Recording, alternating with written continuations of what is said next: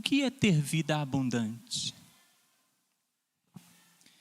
E eu quero te convidar a ler, e você sabe qual é o texto, João 10:10, quando Jesus ele vai falar esta expressão, e eu quero trabalhar um pouquinho no meu e no seu coração através dela. João capítulo 10, versículo 10.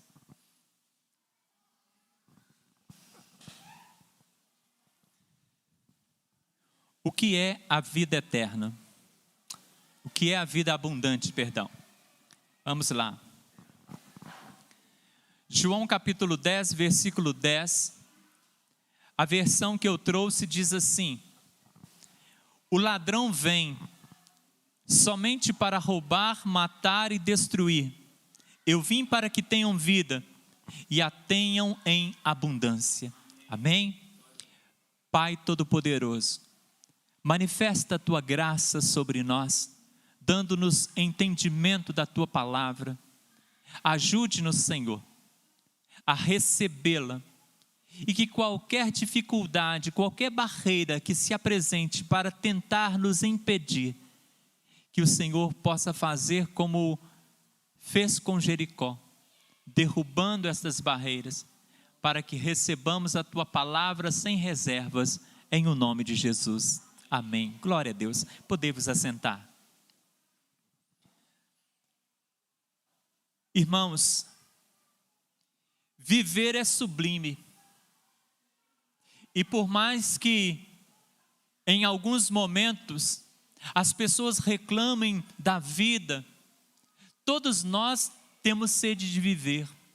Todos nós ansiamos viver. De fato, esse desejo pela vida, ele faz parte de um propósito de Deus. Porque no plano original de Deus, a morte não fazia parte da nossa história. Mas o pecado trouxe essa ruptura. O pecado selou esse destino finito aqui neste mundo. Mas como fazer para que esta vida que nós temos possa ser mais intensa? Como fazer para que esta vida possa ser vivida de forma a experimentarmos uma profundidade maior, uma qualidade maior, a termos de fato uma vida que podemos dizer assim: foi uma vida bem vivida, uma vida bem aproveitada. Mahatma Gandhi declarou assim: a felicidade não está em viver, mas em saber viver. Não vive mais o que mais vive, mas o que melhor vive. Todos que nasceram e ainda estão sobre esta terra, caminhando, agindo, operando, podem se considerar vivos. Mas a palavra de Deus nos diz que a vida ela só se encontra com a plenitude quando de fato nós nos encontramos com a essência da vida, que é Cristo. E nesse versículo que você leu comigo, introduzindo esta palavra, o próprio Jesus ele vai dizer que o ladrão veio senão para roubar, matar e destruir, mas ele veio para dar vida. Então, Jesus veio dar vida àqueles que já caminhavam aqui, àqueles que já andavam por esse mundo. Então nós nos encontramos com a vida e nós conseguimos dar à nossa vida uma profundidade, uma amplitude muito maior com Jesus. Como disse Gandhi, não vive mais o que mais vive, mas o que melhor vive. Mas como viver melhor? Como viver melhor?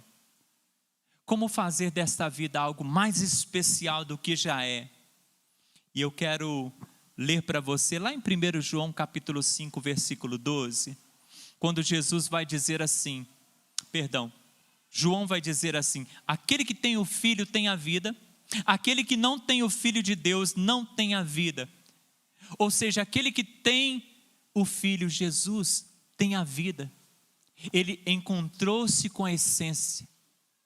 Ele não apenas caminha pelo mundo, mas ele vive e vive em plenitude, porque ele encontrou-se com a essência da vida. E diz o texto que aquele que não tem o Filho não tem a vida, ou seja, ainda está incompleto. A humanidade precisa se completar no Senhor. O vazio da alma precisa ser preenchido com a totalidade de Deus, com a misericórdia de Deus, com a graça de Deus, salvadora e soberana na pessoa de Jesus. Nós precisamos de um encontro marcante para que vivamos então esta vida abundante, esta vida promissora, esta vida que não fique cerceada pelos limites da nossa humanidade, mas uma vida que possa galgar a eternidade, o céu. Glória a Deus. Então nós precisamos acrescentar vida na nossa existência em Cristo. Mas Jesus, ele disse, olha, eu vim para que tenham vida. Mas ele disse que ele veio para que você tenha vida, e não uma vida qualquer, mas uma vida abundante.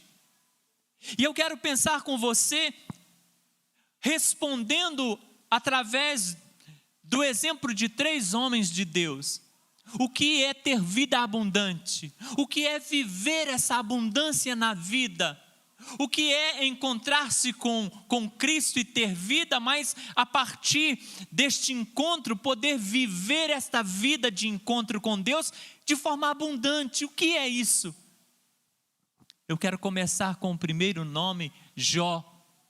E quero dizer para você que este homem, ele me ensina que viver uma vida abundante é vencer o inimigo. É vencer todas as questões que o inimigo, Satanás, tem trazido para nos derrotar, enquanto servos de Deus, enquanto vidas que já conhecem o Senhor, enquanto vidas que já tomaram posição diante de Cristo, recebendo-o como Salvador pessoal. E então eu quero pensar com você. Ter vida abundante é vencer o inimigo. Jó capítulo 1, versículo 22, a Bíblia nos diz assim, ouça. Em tudo isso Jó não pecou, nem atribuiu a Deus alguma falta, ou falta alguma. Jó foi afligido de uma maneira incomum. Os irmãos que conhecem a história de Jó, sabem pelo que Jó passou. Ele foi afligido de uma forma que difícil para um ser humano natural suportar. Mas Jó era um homem como eu e você. Porém, o que sustentou, como nós falamos hoje de manhã, o amparo, né? A palavra amparo, escora, o que escorou Jó para que ele não caísse de fato diante de tanta tribulação, foi os braços divinos.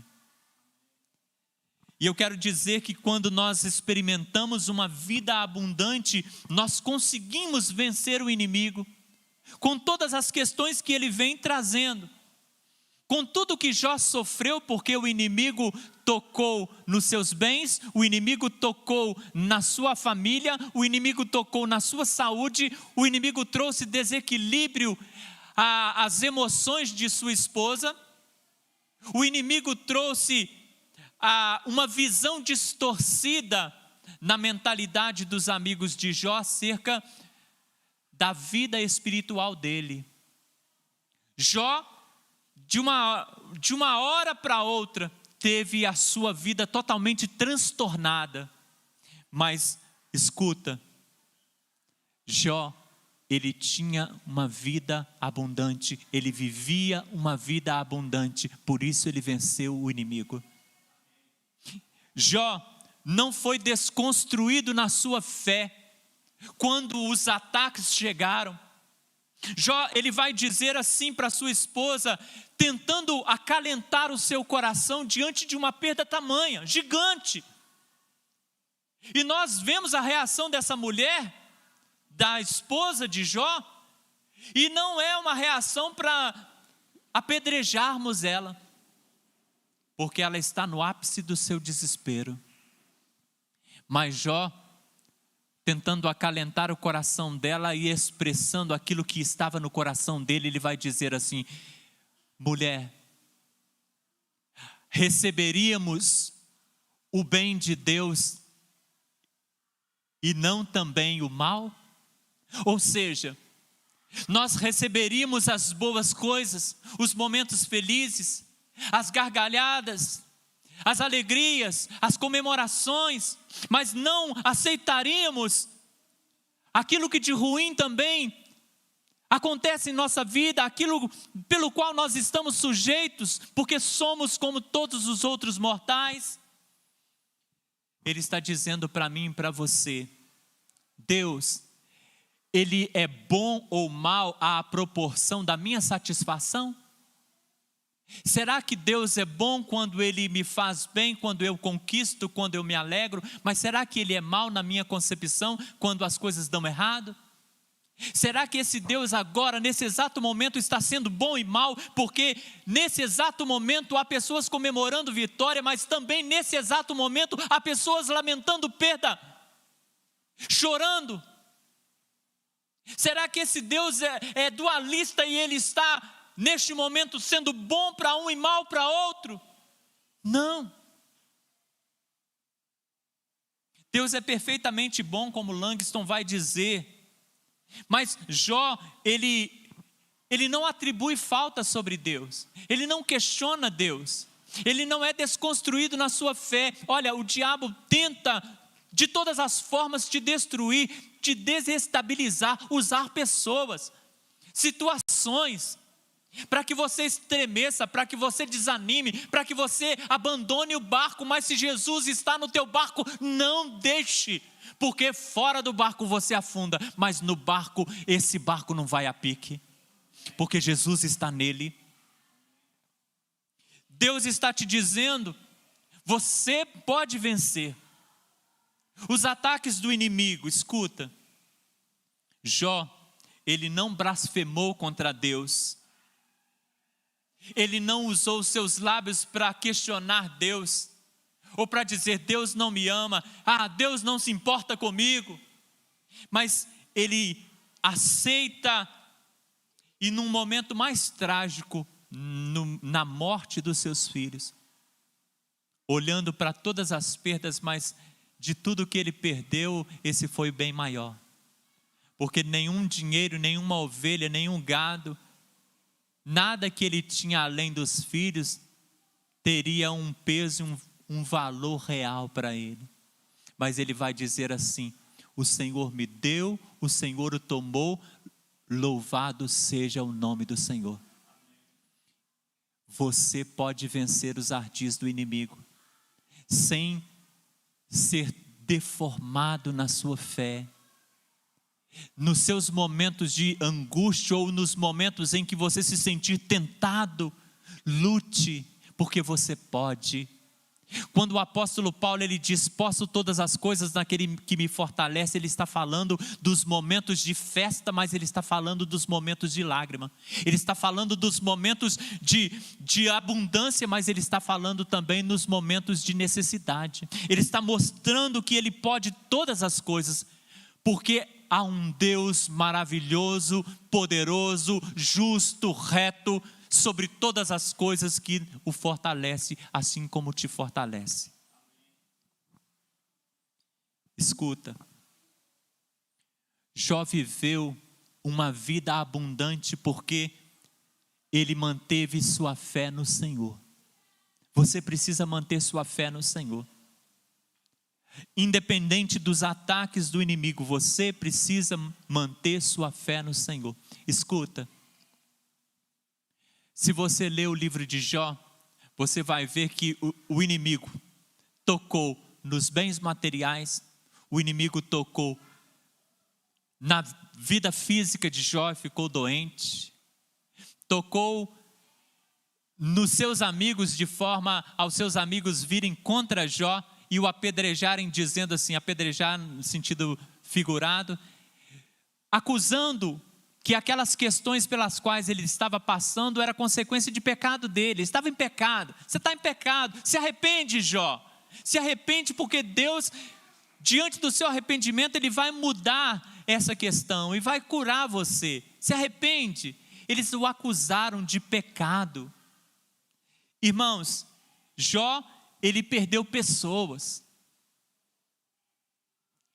mas ele não perdeu a sua fé.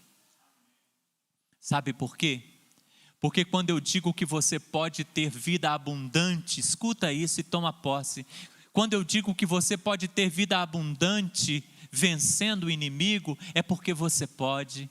Porque o inimigo ele pode tocar em coisas, ele pode tocar em pessoas que estão do teu lado para tentar te desestabilizar, ele pode tocar em questões como por exemplo, a família, naquele que deu brecha.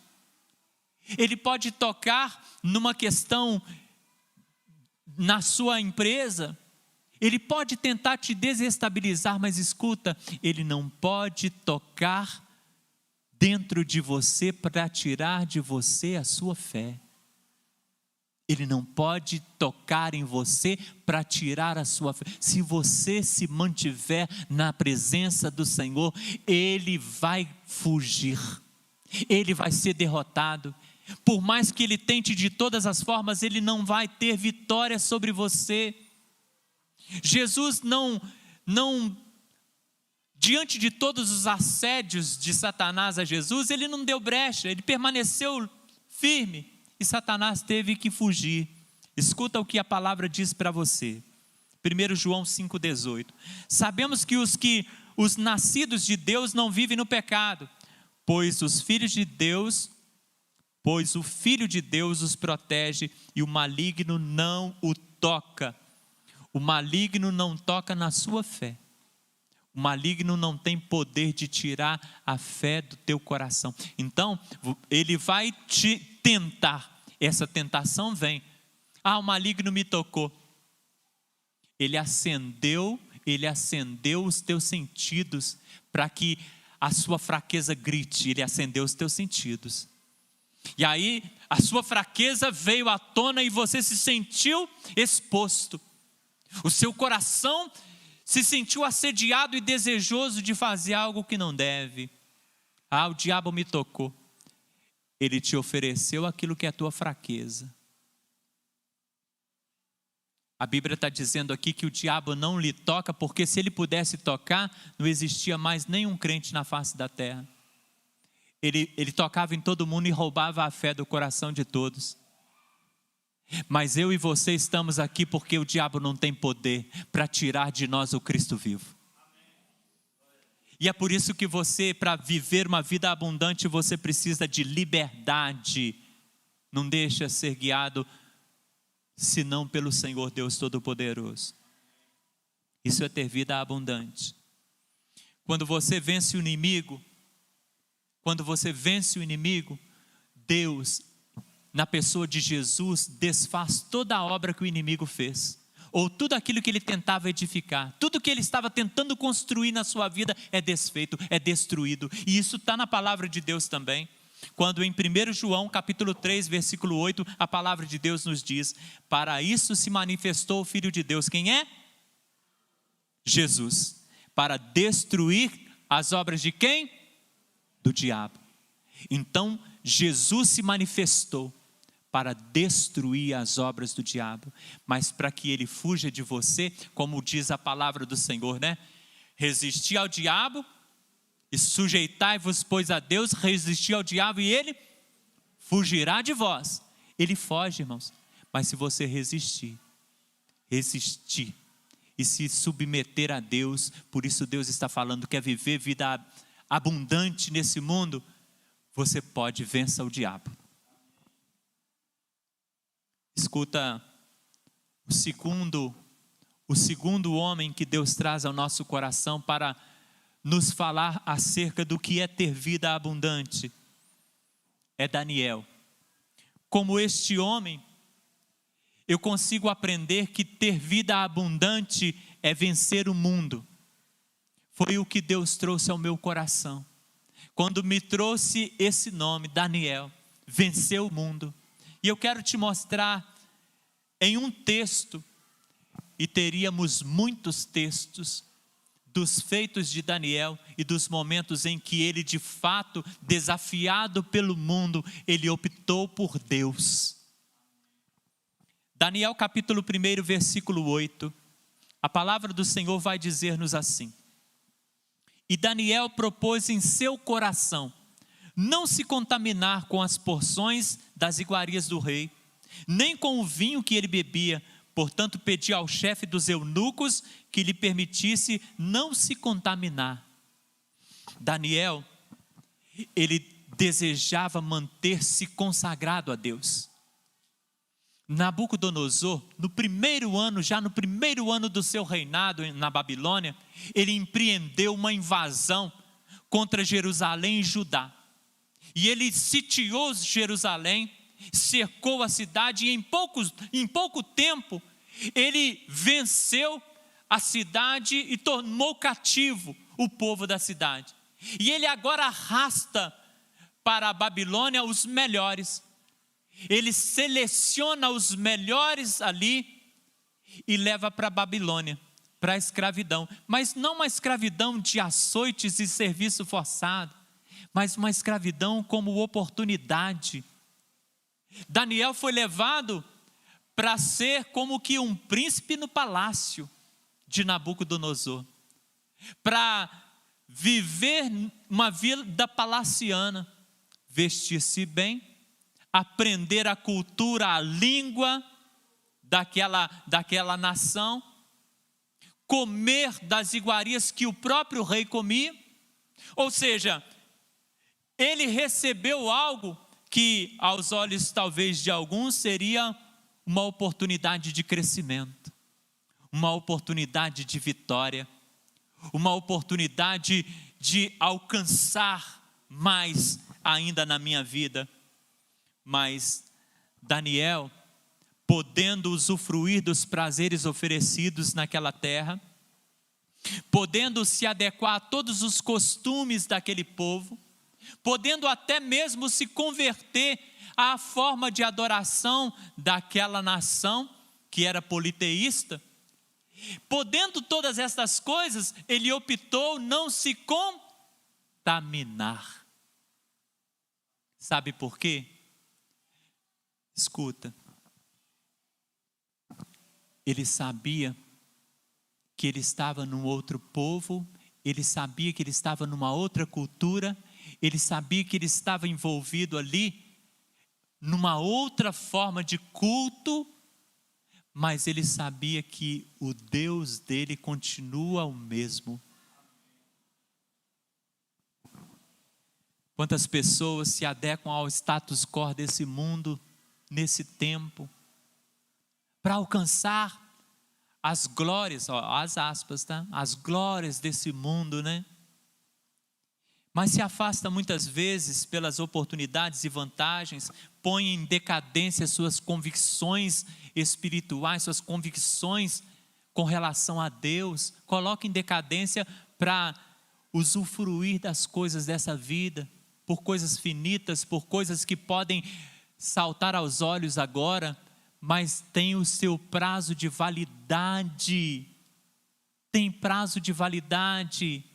Agora o céu não tem prazo de validade, a salvação em Jesus não tem prazo de validade. Eu e você precisamos optar então, não por aquilo que o mundo nos oferece, como Satanás, o próprio Satanás disse a Jesus: olha, tudo isso te darei, mostrando ele as glórias de todas as nações, tudo isso te darei se prostrado me adorares. E Jesus: apartai-vos de mim, Satanás, porque eu só me curvo diante do Deus vivo, só a Ele que eu presto culto. E é essa mesma postura que nós vemos aqui em Daniel. Ele propôs em seu coração não se contaminar, porque ele foi colocado num lugar estranho, no meio de um povo estranho, em uma cultura estranha, cultuando deuses estranhos, porém o Deus verdadeiro continuou o mesmo. no seu coração. Deus mudou no seu coração. Nesse tempo de pandemia, Deus mudou no seu coração. Eu digo, olha, Deus não mudou. Mas se houve uma mudança que te afastou de Deus, não foi Deus que mudou, mas foi você que mudou, ou você que está mudando, e Deus te chama, olha, viva uma vida abundante, vença o mundo com seus assédios, com as suas delícias, porque eu não vou dizer para os irmãos que o mundo não é atraente, e muito, por isso mesmo, muitos caem, mas se nós compararmos aquilo que nos atrai nesse mundo com aquilo que é projetado para nós por Deus, coisas grandes e firmes que não conhecemos, coisas que os nossos olhos não ouviram, os nossos olhos não viram, os nossos ouvidos não ouviram e não chegou no nosso coração, não temos condição de imaginar a grandeza daquilo que Deus tem para você. Não troque não. A mudança de Daniel não mudou quem ele era, nem o Deus que residia nele. Escuta uma coisa, ter vida abundante então, é você vencer o inimigo, é você vencer o mundo, porque assim como o diabo ele não pode tocar no seu coração para tirar a fé,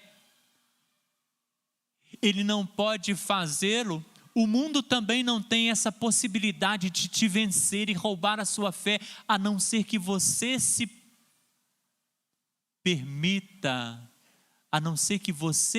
permita-se sair, porque a porta está aberta, né?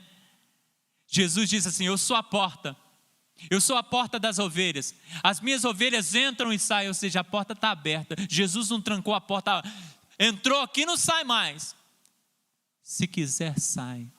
Eu já disse isso algumas vezes aqui, que a Bíblia diz assim, aquele que vem a mim de maneira nenhuma, os lançarei fora. E Jesus vai dizer que aquele que está nas mãos de meu Pai, ninguém pode arrebatá-lo das mãos de meu Pai.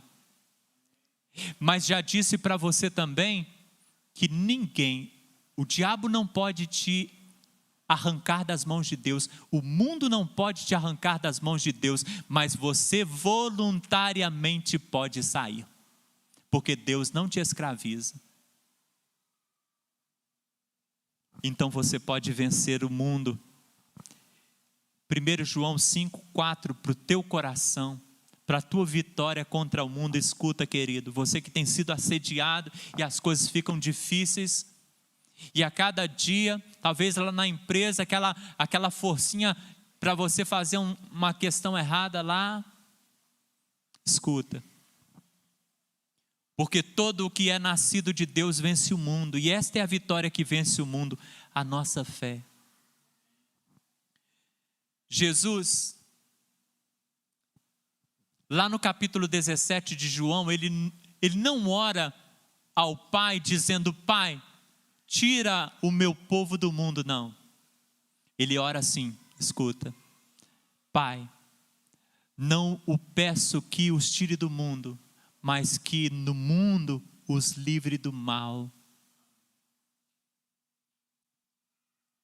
Você pode vencer, mantendo sua fé no Senhor, porque o diabo não pode tirar a fé do teu coração, o mundo também não, se ela for real.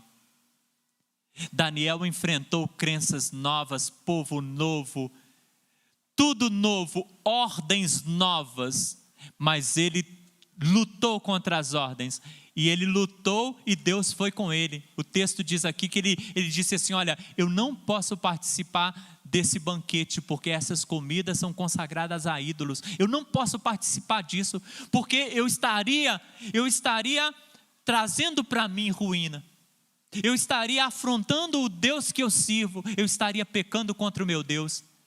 Então ele pede a Deus: Senhor, me ajuda nessa peleja. E ele vai em nome do Senhor e ele é vitorioso.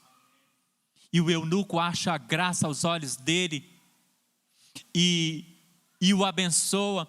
Ele pede: olha, me deixe comer somente legumes e tomar água. 10 dias então vou te dar de teste, disse o eunuco a ele. E no final de 10 dias, se você ler lá, você vai ver que ele foi examinado, nenhum entre ele, Daniel, Sadraque, Mesaque e Abidnego, todos 4, não havia entre todos os jovens ninguém que se assemelhasse a eles em inteligência, em conhecimento, em formosura. Se posicione ao lado de Deus. Deus não te frustra, Ele vai te abençoar. Você vence, você experimentará vida abundante no Senhor. E vida abundante é vencer o diabo e é vencer o mundo. Mas eu quero ainda trazer o terceiro e último nome para fecharmos e respondermos o que é ter vida abundante. E o nome desse homem é José. Com este nome eu aprendo que ter vida abundante é vencer a carne. E a Bíblia nos fala que os nossos maiores inimigos, os 3 maiores inimigos, Satanás, o mundo e a nossa carne. E nós podemos ver na vida destes homens vitórias sobre estas coisas, porque eram super-homens, porque eram diferentes de nós, porque vieram de um outro planeta. Não. Porque assim como eu e você dizemos que servimos a Deus e que temos fé nesse Deus, eles também tinham. E a fé que eles tinham no Senhor era capaz de sustentá-los contra o diabo, contra o mundo e contra a carne. Gênesis capítulo 39, versículo 7, versículo 9. Eu quero ler para você, dá atenção à palavra. Diz assim: e depois de algum tempo, a mulher de Potifar pôs os olhos em José e disse: venha para a cama comigo. Ele, porém, recusou e disse à mulher do seu dono: escute, o meu senhor não se preocupa com nada do que existe nessa casa, porque eu estou aqui. Tudo o que tem, ele passou às minhas mãos. Não há ninguém nesta casa que esteja acima de mim. Ele não me vedou nada a não ser a senhora, porque é mulher dele. Como, pois, cometeria eu tamanha maldade e pecaria contra Deus? Como eu vou dar vazão à minha carne, satisfazer os meus desejos, mas fazer maldade contra alguém e ao mesmo tempo pecar contra o meu Deus? Não, eu vivo uma vida abundante e a minha carne, ela se submete ao Espírito Santo que há em mim. E Deus está falando com você nesta noite. Você é alguém que pode vencer os assédios da tua carne, esses sentimentos que se afloram de vez em quando e querem te levar a cometer besteira, a cometer loucura. E aquilo aos olhos de José seria uma loucura, uma maldade e um pecado. José passou uma série de infortúnios, de frustrações, de problemas. O ciúme, a inveja dos seus irmãos, levou os seus irmãos a jogá-lo num poço, a vendê-lo para os ismaelitas, e ele foi vendido pelos seus irmãos àqueles comerciantes de escravos. E por esses comerciantes ele foi vendido para o Egito. Aquele homem, ele agora é comprado por um homem chamado Potifar. Deus o abençoa e José continua radiante. Ele não é um homem desfeito, desfigurado, semblante caído, acabrunhado com a vida, não. Ele é um homem de bem com a vida, e tudo que ele põe a mão, a Bíblia diz que prospera, porque ele era temente ao Senhor e ele agradecia a Deus por tudo. E ele estava dando o seu melhor ali. Agora ele tinha alguém sobre ele que o chamava de seu. alguém que se colocava na posição de dono dele, mas ele dizia assim: olha, eu posso no Egito aqui ter alguém que diga que é meu dono, mas eu só tenho um Senhor. Eu só tenho um Senhor. Eu posso ter um dono que diz assim: olha, faz isso, e eu faço. Mas eu só tenho um Senhor, que a palavra dele é sobre todas. E esse Senhor é Deus. E José, ele poderia então ter amargurado na sua vida sentimentos contrários aos seus irmãos. Ele poderia ter mantido no seu coração um ódio, um desejo de vingança. E ele teve essa oportunidade. Porque quando ele chega a ser governador do Egito, onde Deus colocou ele, se mantém nas mãos de Deus, porque só Deus sabe onde Ele quer te colocar.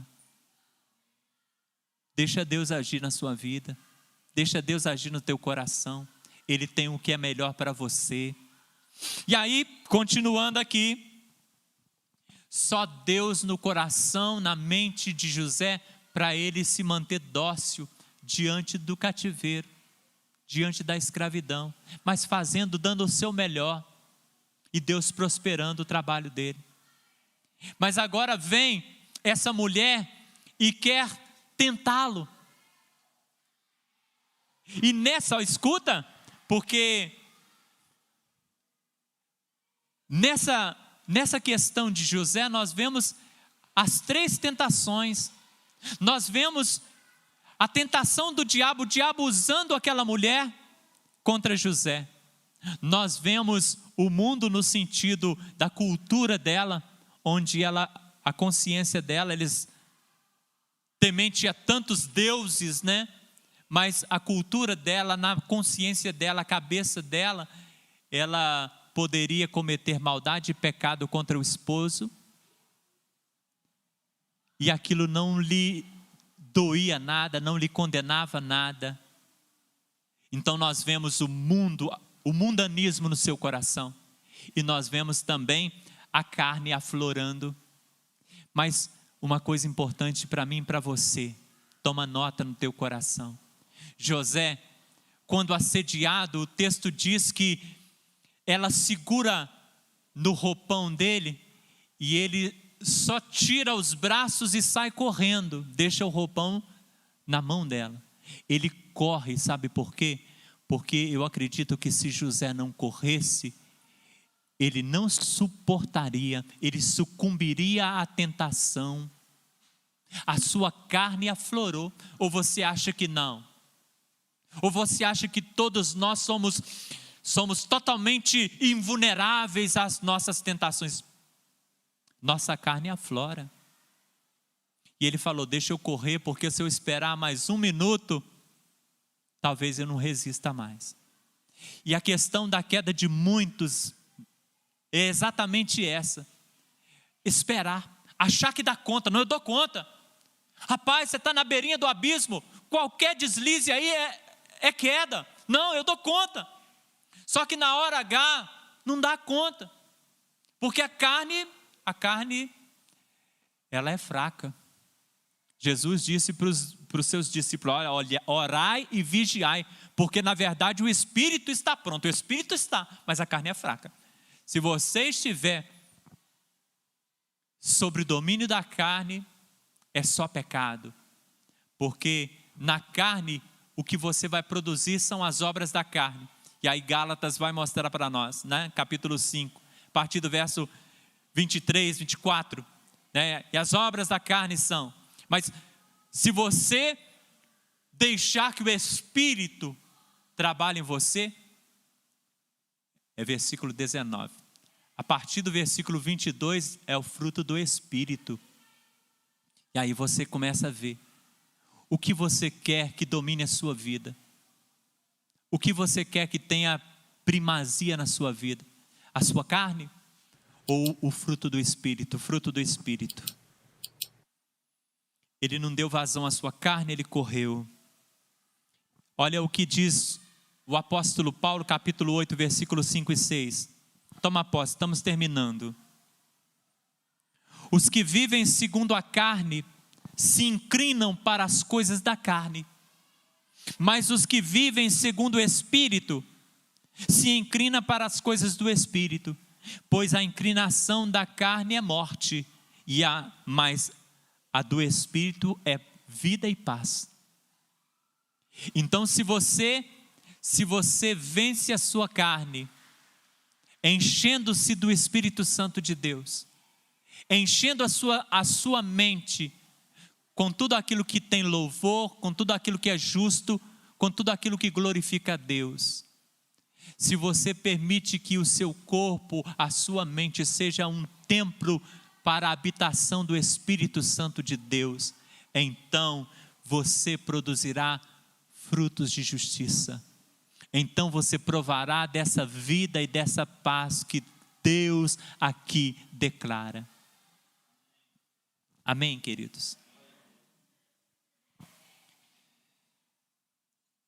Todas as mazelas pelas quais José passou, não tirou dele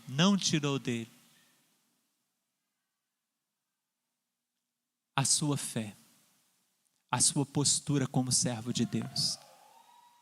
Ele venceu a sua carne, ele venceu o mundo, ele venceu as tentações de Satanás. E eu quero dizer para você nesta noite, se você quer ter vida abundante sobre este mundo, você precisa vencer essas 3 questões. E não é impossível, porque se fosse possível, Deus não nos diria que está passivo de ser apossado por nós. Porque Ele diz, a vitória que vence o mundo é a tua fé. Ele disse, olha, esse Jesus que você já recebeu por Senhor da sua vida, Ele desfaz a obra do diabo. Ele diz que aquele que tem amizade com Deus é inimigo do mundo. E o contrário também é real, porque ele vai dizer lá em Tiago: adúlteros e adúlteras, não sabeis que a amizade do mundo constitui-se em inimizade contra Deus? Todo aquele, pois, que quer ser amigo do mundo, constitui-se em inimigo de Deus. E o contrário é verdade. Todo aquele que é inimigo do mundo é amigo de Deus. Está vendo como que você pode? Está vendo como que isso não é utopia para você? Você pode vencer isso? Você pode alcançar isso? Porque Deus disse que você pode. Agora, se você diz, eu não posso, pastor, eu não consigo, aí você está chamando Deus de mentiroso. Porque Deus sabe que você pode, mas você precisa tomar posse, você precisa acreditar naquilo que você pode. Você precisa dizer, posso todas as coisas naquilo que me fortalece, naquele que me fortalece, perdão.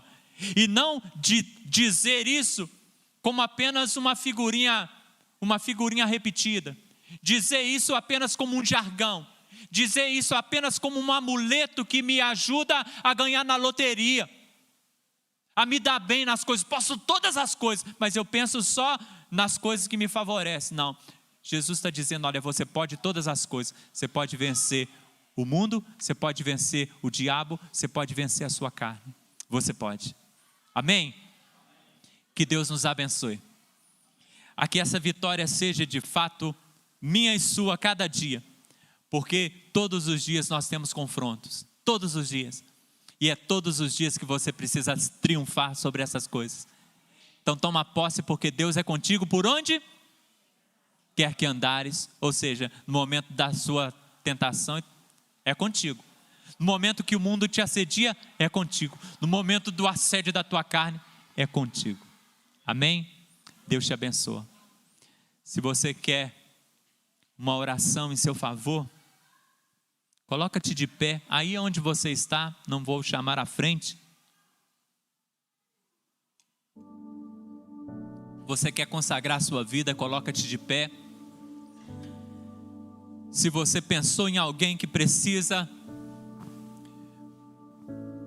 daquilo que Deus falou nessa noite aqui, coloca-te de pé também. Vamos pedir ao nosso Deus. Vamos rogar a este Deus que nos abençoe. Deus Todo-Poderoso, os teus olhos estão contemplando, Pai,